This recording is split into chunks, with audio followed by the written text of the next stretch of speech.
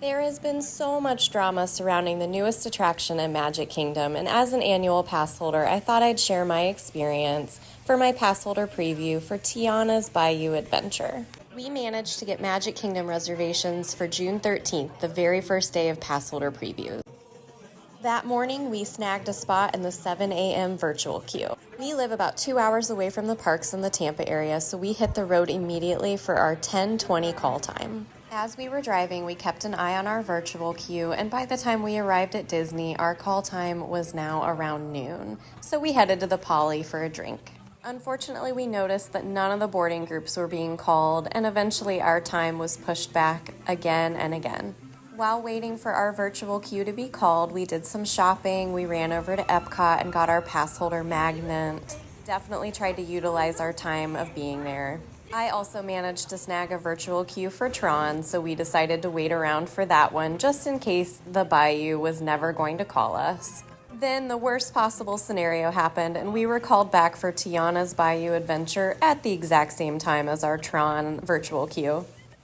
Because we'd driven all that way for Tiana, we headed over there first. It was about 5:30 p.m. Almost the moment we got in line, thunder and lightning started, and they closed the ride for weather. We were obviously very sad, but the cast members were great. They added us back into the virtual queue with no actual callback time. We were allowed to come back to the ride at any point for the rest of the night as soon as it reopened. We decided to see if they would still allow us to get on Tron, even though we had missed our window, and thankfully the cast members totally understood, and they let us right on. Next, we grabbed some dinner, and as soon as we were wrapping up, they had reopened Tiana's Bayou, so we headed right over there and got in line around 7 p.m. Our original boarding group was number 43, and it took us until 7:30 p.m. to actually ride Tiana's Bayou Adventure. But honestly, it was a really cute ride. I know it's not the original, but we still really enjoyed it.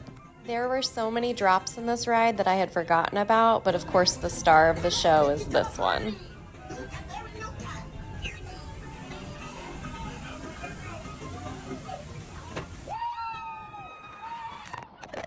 As you can see, we were in the front row, and it is no joke. You are going to get soaked on this ride. Overall, I think they did a great job. I just hope they can work out all these kinks before it opens to the public on June 28th. We really hope they go back to the original way of doing pass holder previews, but we're just grateful that it worked out while we were there that day. Like everything at Disney, you have to pack your patience and learn to pivot.